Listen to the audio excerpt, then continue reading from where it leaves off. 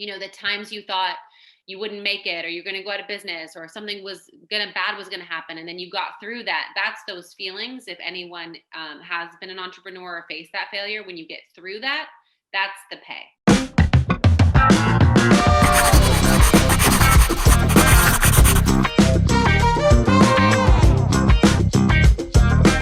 I know that your parents were doctor and nurses, I believe, and you grew up in San Diego and Florida. Curious about growing up as someone who seems like a really in a traditional family. Where did your entrepreneurial drive come from? I think that it came from the fact that my parents were always about making us earn everything we wanted. They very much came from that background. And so they wanted to instill in us the power of being able to figure things out for yourself. So Mhm. our whole childhood was sort of um, met with that, as far as when we wanted something, if we wanted to go somewhere, or any type of reward had to be earned, and it was strictly kept in. So I guess that fostered the idea that if I did want something, I'd have to figure out how to do it. I'm curious about, I know that your brother eventually like joined force to like work with you in your own company, and then did everyone in your family all very entrepreneurial, or was it just you? No, my brother started his own software company before he decided to partner up with me. My He also, prior to that, started my parents' actually health and wellness center that's still Mhm. alive to this day, where my dad works. So he started that with my parents. My mom started several businesses. So even though she was a nurse by trade, she stopped working in the hospital, prior to me being born, and had three or four companies. Um, as I was growing up. And then my dad was working in the emergency room and as a pediatrician, but then also transitioned probably at least like 25 years ago to have his own wellness center. So I guess we've all got the spirit. You mentioned that you wouldn't encourage your kids to go to like college. I think that was just like really bold. I'm just out of curiosity on like, why do you think college is like not necessary, and what do you envision for them? How should they educate themselves when if they're like not going I guess the quote unquote traditional path? Yeah, so none of my brothers and I went to college. I firmly believe that if you need to be a doctor or a lawyer or a scientist or a biologist, you should definitely go to college. But if you're one of those people that doesn't know what you want to do in life, or you think that you want to go work somewhere, I think those skills can be acquired outside of college. I find that I meet so many people who basically tell me they partied in college, and it was just a delay of 4 more years of them not hitting the ground running. And Mhm. so if you have the ability to network and connect, and you have certain skills that are desired, for instance, if you want to be a coder or a web programmer, you can go to school for 3 months, same as beauty school, and come out of there making, six figures, versus wasting 4 years taking on subjects that might not be what you actually need to know. So I pretty much told my kids they're not going to college, and we want to start working on what they're interested in now. Doesn't mean that's what they have to do, but at least Mhm. by the time they are 18 and are ready to start working, they will have some of those skills already acquired and not waiting for those 4 years to happen. I think a lot of people pick to go to college was also because of like the cohort learning experience. Like you meet a lot of friends who you eventually, like could tap into the alumni network or anything that's like basically they're creating a network in college, right? Curious, I know that you started working very young and then you kind of built really great relationship with your former boss when you were in your early 20s or like late teens even. Curious, how do you kind of form a network for yourself, and who is on your personal board of advisors when it comes to career decisions? So I think something, I've built my network over the last 20 years. It started with one fashion editor who I sent flowers to and said, if you ever have time to teach me about the business, I'm all ears. And she took me to every Mhm. party she ever went to and introduced me to anyone she ever knew, which was Wow. invaluable at the time. I also was able to see what was happening on the fashion calendar, get myself invited to those events or crash them, meet people there, and not be scared to hand out my business cards. I think that obviously now one does not need to hand out a business card, but if you have an opportunity to meet people and be in front of someone, what's your pitch? What's your elevator pitch, I guess is the Mhm. term, to get that person to be excited about what you do, get intoxicated with your passion about what you do, and hopefully be someone that can help you. So that can be scary to a lot of people. So I often recommend practicing with your friends what you're going to say, how Mhm. you're going to say it. Um, these days, there's so many ways that people are accessible that they weren't when I started. So you can go into a Mhm. clubhouse, you can be in the same room as some of the people you've been wanting to reach out to forever. There's, Mhm. um, other platforms that have sort of dismantled the idea that everyone's behind a velvet rope, and take advantage of that while you can. I think one of the things when you started, you kind of had someone, your brother's friend's wife, kind of worn the T-shirt on the Tonight Show, I believe, on one of the popular shows on Jet Leno. I think in general, I feel like you have this ability to kind of put yourself out there and then get your product into the right hands.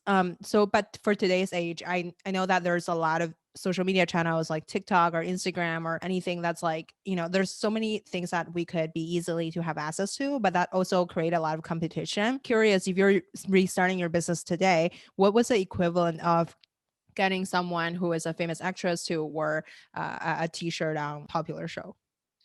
So I think now, because accessibility is everywhere, it's really hard to sort of have happen what happened. There were Mhm. times where I was on the cover of a magazine, not me, but my product, and we would Mhm. sell hundreds of thousands of units of that one style, or Jenna Mhm. Elfman on Jay Leno, or wearing the morning after bag, like catapulted me, or certain celebrities. I think the only people that can do that now is like Meghan Markle or Kate Middleton, Mhm. women that have these fan bases that want everything these women have. But I think it's more of a spread it far and wide in order to keep getting awareness from Mhm. these people that now follow everybody. There's just too many people now that are all talented and creative putting out content, and there's too many almost pathways to that content. So I Mhm. think it's, if you can get the queen and her people, you're good. The queen and her people. But I also think it's, once you get them, you have to sustain it. She'll give you that Yeah. hit, and then it's like, how many other nano micro influencers do you have? How many other creators on YouTube or Clubhouse, like whatever it is, where are you also getting that additional lift that sustains the business? Yeah, you mentioned it's such a great point. I think you also mentioned that starting a business is not that hard, but like how do you maintain the passion or like when shit hit the fan, how do you kind of keep going? It's like really important. Curious, what motivates yourself to like keep pushing to the new height? You adopt like the technology, the mirror in your store, and then you kind of I feel like you're very early when it comes to podcasting or like right now it's YouTube channel, it's TikTok, like you are on every platform, you're really putting yourself out there. Curious, how do you kind of like what drives you to like keep pushing it forward, and what do you see what challenges that in general? I feel like just like the mentality, how do you kind of like be so unstoppable? I think that that passion takes different forms during different parts of one's career. So in the Mhm. beginning, you have nothing to lose. So why not keep going? Why not pursue it? Because there's really nothing to fall back on. Mhm. As I've evolved as an entrepreneur, I now have 25, team members that I got to keep pursuing because I Mhm. employ them, and their families. Now I have 3 kids that I have to pay for. So I better be passionate because I got to put food on the table every night and pay for all their whatever they want to do. So I think that sometimes you can have it be, I have nothing to lose. Now I have everything to lose. And so, in addition to that, I also think it's a combination of, you know, the sickness, if you will, of the entrepreneur. Nothing is ever enough. And just when you think it's going to be good when you achieve X, it's actually the journey that is the pleasurable part. Once you get there, Mhm. you're like, okay, cool. Now what? And so I think you're constantly just trying to push yourself, because that is the game. The game isn't, I'm rich and famous. It's no, it's this whole journey that you get to go on. And the times you thought you wouldn't make it, or you're going to go out of business, or something bad was gonna happen, and then you got through that. That's those feelings. If anyone has been an entrepreneur or faced that failure, when you get through that, that's the pay. When you started your business by like yourself, like making the t-shirt and then you make a bag to send it to someone's show and then but like eventually it didn't really get there on time. It's just being really startup-y, I guess. Like the journey was like just really, it sounds like a really good story. And curious, but now you're like a, I guess, global business owner. Like you have one of the top fashion brand. And curious, what was some skills that you're constantly trying to learn? Because at the beginning, maybe it was design skill, and then eventually it's like business skills. What was something that you're constantly trying to get better at? Definitely the business side of things, the marketing side. I will say that for the first few years, I just wanted to be alone in my silo designing. And I had to come out of my cocoon and really understand how business works, how marketing works, how, the nitty gritty of logistics, all that not sexy stuff. Get good at that, because you can't just be a designer anymore. You can't just um, not know anything about marketing. Essentially Mhm, designers are now media companies. At least that's how mhm, I believe they are positioning mhm, themselves, if they're setting themselves up for the future, because people want access to all types of content, not just the designs, but what was the behind the scenes of that? How did you come up with that idea? What was the inspiration? They want all this content. And so you have to get good at knowing the business of fashion outside of just sketching and fabric. You mentioned such a good point. You feel like the design, a brand, it's a lot of it was like a becoming a media company, right? Like it's depending on like what kind of content do you put out on social media. And it's so true for I guess like our like VC or like startup industry as well. Just because so many people starting podcasting this year and like it just I feel like people are really trying to get fighting for attention, I guess. Like, I don't know if it's a good word or a bad word, but in general, it is what it is. Curious, like, if you're starting a business today, who would be your first hire compared to, like, I guess, starting a business when you started? I think that first hire is critical. Today, I would hire someone on the technology side. Like if I was launching a new company, I would hire someone who knew how to code, who knew how to build a website, who knew how to sort of build your basic foundation. Because I Mhm, can do the social, I can do the design, I can do the sourcing, I can do the logistics, I can do the shipping, but I'm not good with web design or graphics. So someone who was really good at that stuff. And then from there, I would start hiring what jobs I don't want to do. I don't want to do logistics. So that would be my next hire. Then I don't want to, have to do much with the finances. So I think that, hire for first your baseline, so you can get out of the weeds and function, and then mhm, hire for what you're terrible at. That's my mhm. advice. I think hiring someone where you're terrible at, it has comes like with challenges, right? How do you know who is good when it comes to if you're not even knowing how to, I guess, like do the finances or like the spreadsheet? How can you figure out like who is good beside maybe their past experiences? For example, if you're not good at something, how do you know who would be the expert in that industry beside maybe looking at their LinkedIn profile? I would interview a lot of people. Obviously, with everything being remote work, location doesn't totally matter anymore. So the pool of talent that you're able to hire is a lot broader and potentially better. You can also keep your costs low.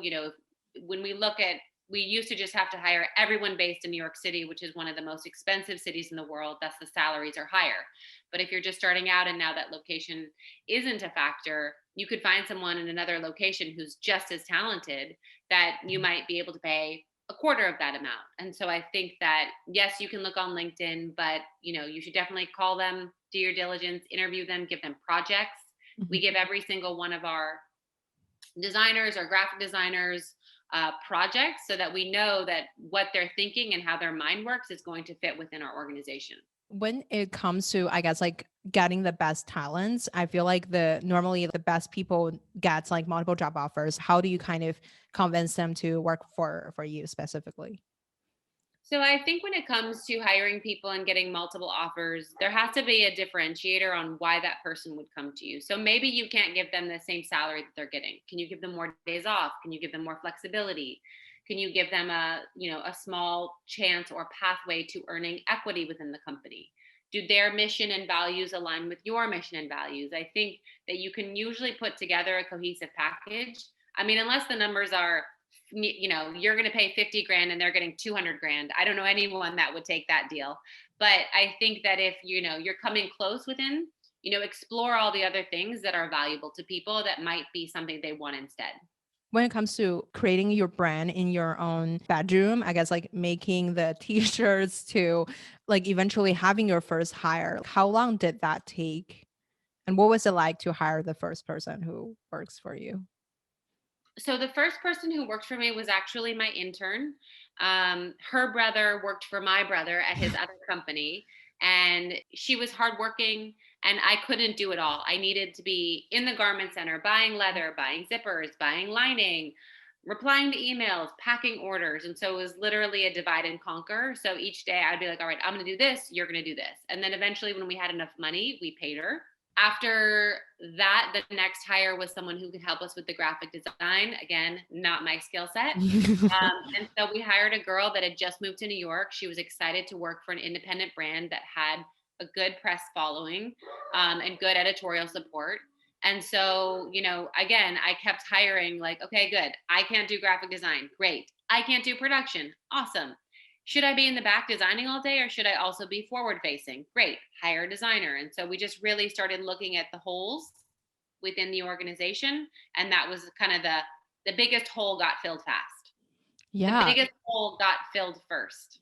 I really like that you're just like hiring whoever you need instead of right now living in Silicon Valley. I feel like a lot of startups are just when they got money and they just hire, 5 engineer or like something that they may not really necessarily need. And I really like that you're being really scrappy at the beginning to put a business together before you really went out to, I guess, like to trying to hire someone for hiring someone. I think it's a different mentality. I think when you work at a startup and you're being pumped with hundreds of millions of dollars or even tens of millions of dollars, your mentality is never going to be that of scrappy. We didn't have that opportunity, nor did that exist at the time. It just wasn't what people did when they were Mhm. starting out their companies. And so we approached it from, we have no money, we have to be scrappy. But I do think that that mentality in a startup is inherently valuable. You're going to burn Mhm. through a lot less cash. You're going to make smarter hires, and based on people's true ability to build a company, which is Mhm. really fucking hard. Mhm. And I think if you can keep that mentality, when stuff gets hard, you can go right back into that scrappy entrepreneurial thing that if you never had to start with that, you can panic. When I was listening to like your interview with a LinkedIn lady, so basically you were saying in during the first week of pandemic or like first when pandemic hit, you have to really go to do a lot of work yourself, shooting the bag in like in your backyard or something. I feel like it's just really admirable that you could size up and size down just by one day, and I feel like that just takes a lot of guts to do it. And curious about when it comes to scaling your business. At the beginning, there were probably years that you were just doing it on your own and then eventually you borrow money from your brother. And at what point did you feel like you would be able to do this for a living? And like, I guess like, or at what scale that did you kind of decided to know that like you're, I guess like a really, you're onto something? So I think that when I launched the t-shirt and I could see that it was in magazines over and over again and I was getting orders nonstop, that felt like, okay, there's a business here. Did not mean I was making a lot of money. Let's not glorify it. I could barely pay my rent. When I had launched the bag, when you saw the 12 units sell out and then they reordered 75, and then you could see that each time I was shipping orders, the bags were selling. So then you start to go, okay, there's something here. It was a long time before I was making money. And when I say that, there's the business being profitable, which we're now profitable 15 years later. Mhm. But there's also, for the first, I don't know, 3 or 4 years, my salary was 23,000 bucks a year. It was literally what's my rent and how little food can I eat? And that was what we based it on, because that's everything else had to go back into the business. Mhm. And then for many years, we were okay to not make money as a company because it was the trend to get big, grow big at all costs. Doesn't matter how you get there, you'll be acquired, and then suddenly you'll just be flush with money. I'll never forget when that conversation shifted and it was like, oh no, we want businesses to be profitable. So we had to go back and re-engineer our entire business because the whole mindset would be like, just who cares about making money? We're going for growth. And that is troublesome and still happens to this day. And some companies are caught with their pants down, as ours was. Mhm. And it takes a lot of work to then re-engineer how you're going to go about getting growth, but profitably. What were some phases that do you think your business went through? You mentioned about like the growth phase, and then at the beginning it was making a product phase. And what kind of different phases do you think your company went through? I mean, it's gone through 100 phases. It's gone through startup growth, crazy growth, grow at all costs. Oh shit, this doesn't work. Shrink a little bit, stabilize, become irrelevant, gain relevancy again.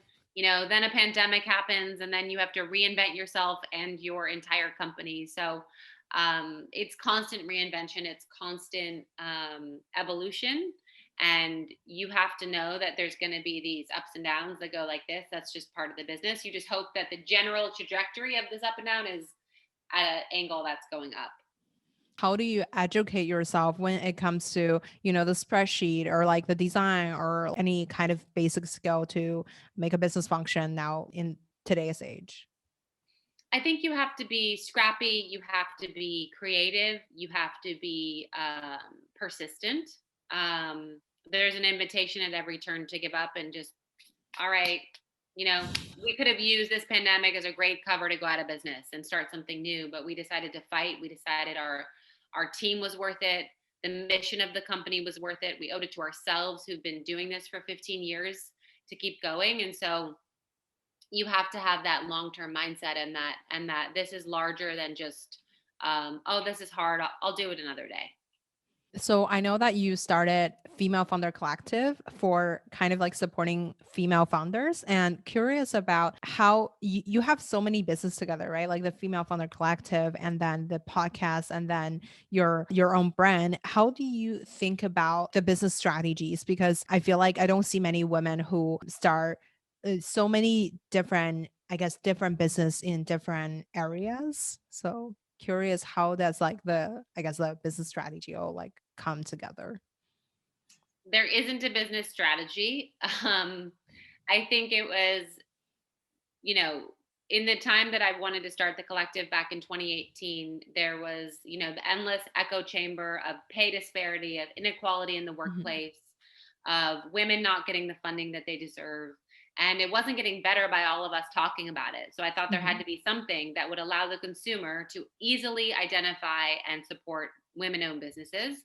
So came up with a symbol. And then I thought that there should be a community of women who can give you their trials, tribulations, roadblocks, failures, their black book of resources, that could help each other out. So it was started Mhm. with that, and then brought in a co founder to really help lead the education part of this. We didn't all go to college. How do you bridge that education gap?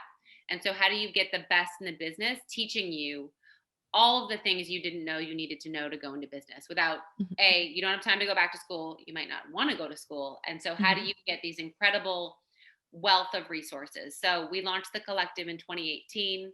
We have around 10,000 members, the seals on over 3 million products, and really the goal is to make sure that that gap gets smaller, whether it's more women-owned businesses succeeding, more founders hiring more women, paying them Mhm. what they deserve and more, and also having a community that has your back, that you can Mhm. learn from your peers, you can learn from similar size and stage of companies, and we can be a lot stronger for it. There's enough pie for everybody. And Mhm. so how do we make sure that we set the table and make sure that you have all the ingredients to make the best one?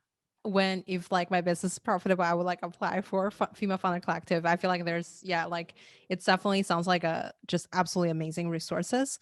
And speaking of your own podcast, like you had really wonderful guests, Jessica Alba last week, and just I feel like how do you kind of grow your own personal brand, and how do you kind of grow your own personal network? I feel like it's really impressive. Not only you're such a great designer and business owner, but also I feel like you're super well connected. Curious on like, what's the philosophy there and what are some actions you take to keep advancing your, I guess, like your network or just presence in general. So I think that the power of networking has always been something, as I alluded to earlier in the podcast, that I knew was important. I had the one friend introduce me to all her people. I came home Mhm. and counted business cards like they were cash because it was each opportunity was a new person that could help me in my business, that could get me to the next level. So as I've been in this industry for 15 years, relationships are something I've built. This isn't a transactional idea. I think some people can view it as, the negative connotation of social climbing. But when you have a back and forth, meaningful relationship with someone, and it's not about just what the person can give you, it's about what you could also do for them, Mhm. that's where the true value is.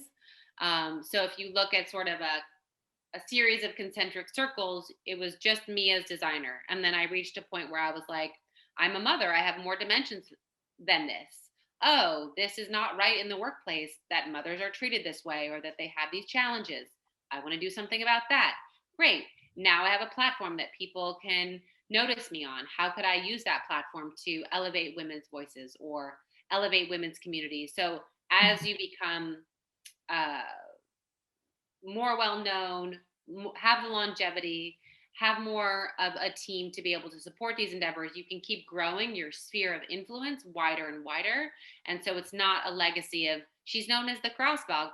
It's not just a legacy of she's known as the cross body bag lady, but oh, look at all the communities that were helped or the women that were supported or the gender pay gap got less. And so I think I'm trying to make I guess my mark be bigger than just a bag. What are something that you're actively doing when before you started the Female Founder Collective? How were you? What were some actions you took to kind of, I guess, like even know what to start? Because as a younger woman who in their 20s, and like how should they, start thinking about what they should do beside their 9 to 5 job or something they're already doing? I think that not everyone is meant to be an entrepreneur. I think if you're miserable in your job, you should first ask yourself, what do you want to do? What makes you happy? What are you passionate about? And does this job give you that, or do you need to switch departments?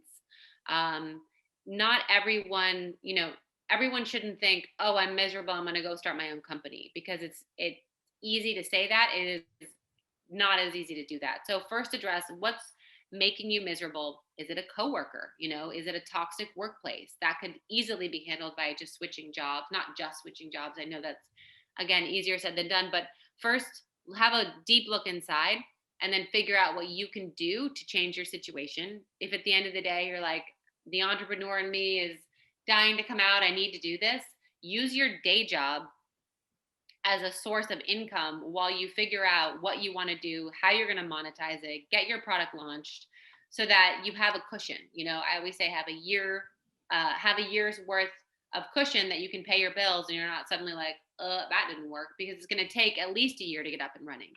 Um, but first, make sure that what you're running from isn't something that's going to haunt you when you leave and start either your new job or your new company. In terms of, I guess, creating a profitable business, you mentioned that at the beginning you wasn't really looking at the spreadsheet, but like eventually, I feel like your company is definitely one of the most iconic fashion brands. And curious on like, what were some steps that you took to kind of grow your company and how, if you're redoing it, what would you do differently? I think the two most important things that I would do differently is we built our business with a lot of wholesale relationships in mind, Mhm. and we let them almost be the arbiters of how we did business. And I would have Mhm. launched direct to consumer a lot more quickly, a lot earlier. While we were early to it, there were tons of brands that were like 2 or 3 years in front of us.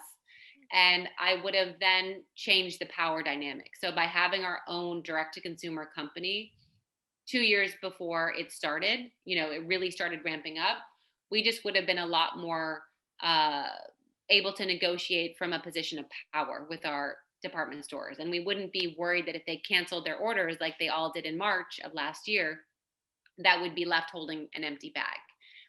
So I think I would have done that differently, and I would have just gotten more business savvy earlier. I think, again, for a long time I wanted to hide in the design room and be the designer in her atelier, and I would have just made a lot more different business decisions had I had the intelligence I have now about how a business is run. How do you pick up the skills after a while? Well, you make enough failures that you learn a lot of lessons, and then you start reading. I made it a point to read every non-fashion magazine or publication I could get my hands on, just so I could understand the business. So, on all my travels, because I used to travel a ton, instead of grabbing Vogue, grab Inc., grab Fast Company, grab Forbes, read TechCrunch, read Mashable, like get immersed in the business side of things because it'll only help you later.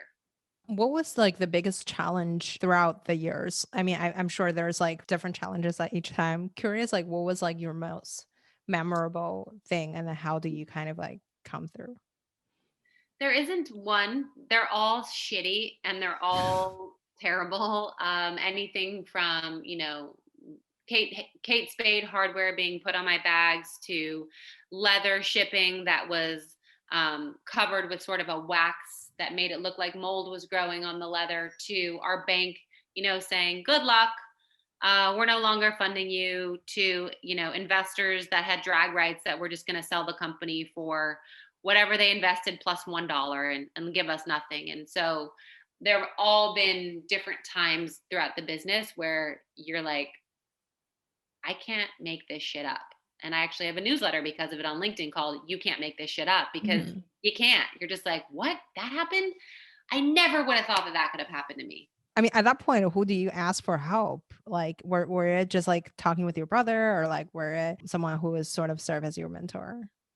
I don't really believe in mentors, but I think when you can talk to someone, like these situations present themselves, and obviously he's my co-founder and we're going to have these conversations, but I think bringing in other individuals who are good at strategy, are good at managing huge issues are good. I also think I've been able to lean on a network of female founders that I've made as friends over the last few years. And so being able to be like, hey, Katya, what do I do about this? Or my brother, or like these trusted advisors that have been in the business. Never ask your best friend for advice unless they know your business cold. Um, Never complain to your best friend unless they know your business cold. But lean on the people that have been through similar things, because I guarantee you, tons of people in this situation have had very similar experiences and can often be great sources of help. Oh my God. I feel like that's so true. Don't ask your best friend as someone who actually knows how to do something. I know that you guys are really early on a lot of new technologies, the mirror. I think I read it in the news like multiple years ago. What were some technologies that you think would be great to adopt into your store, or like into the fashion industry? Well, we had QR codes 2 or 3 years ago. We launched a big campaign about them. If you scanned the inside of the QR code that was in every bag, it would unlock rewards, experiences, discounts, and it was met with a solid like, huh? Who's going to do that? Now QR codes, are part of our daily lives. Scarily enough, I'm assuming in the near future you'll have to be scanned with your QR code to go somewhere. And so I think that now people are ready for that. So I think we'd want to bring back that idea within our handbags. We definitely feel that our stores are opportunities for, again, 360 media opportunities. So if I'm partnering with a brand, how do they show up in my store? How do they show up to the community there? Maybe it's a founder talk. Are they on my podcast? Are they on my Instagram? Are they part of our newsletter? So how do you take the store as an extension of the world, and make sure that when the customer comes in, it's not about the sales that transact that day, but it's Mhm. about the transaction that takes place with the customer over a 360 point of view. How do you kind of create that experience for the customer? Well, our stores are closed right now, so we're not creating that experience at all for the customer. But I feel like you're on every social media. So like, I mean, whoever is on any channel, they can see you on there. I feel like that takes a lot of work. And then like, I feel like you're running it so effectively. And curious about, everyone's talking about data. Like, do you use data to make decisions on what to sell, what and what not to sell? Or was it just purely mostly based on like a designer perspective? You feel like this is something that people need. You can't live without data. You'd be stupid to not have data. So I think that we definitely have the art and the science balanced. Data would tell us only to sell crossbodies at 195 and sweatshirts. Well, we're a brand, so we're going to make an aspirational bag at 348. We know a lot less people can buy it, but it's that romance. We're going to have a fashion show that gets people excited. Um, all of that romance up here makes the sales. And then you say, okay, good. The meat and potatoes are humming. How do I keep creating that romance, that sexier side of things? So it's definitely a balance. And if you only listen to data, you'll get boring to the customer real fast. So I definitely think we're constantly trying to toggle between both. And hopefully if you like our brand, we've achieved it. I'm not super sure about how many country you have directly sold to. I assume it's like every country. Do you have a different strategy to launch products like globally or like to attract different audiences other than people in the US? We definitely have somewhat of a different product offering. In some places, I don't like, for instance, in China, I don't own my trademark in apparel, so we can't have clothing in China. And Oh. they carry our bags. Or, I know in Japan, any bag we sell there, they want a zippered enclosure. So nothing cannot have a zipper. So it's different. It's more about different product offerings than a sales strategy, if that makes sense. Yeah, like I feel like that's so interesting. I didn't know that like if you don't own the trademark, you couldn't even sell. Like I feel like that's absolutely I did not think of that. So, have you ever thought of what does it look like 10 years from now? Like where do you envision your brand? So I think that we have a number of categories that we haven't launched yet, which we would love to see launched in the next 5, 10 years. So currently we have watches, eyewear, jewelry, sunglasses, belts, cold weather, clothing, shoes, and bags. So we're about to launch home this summer. We're about to launch loungewear, more formal loungewear.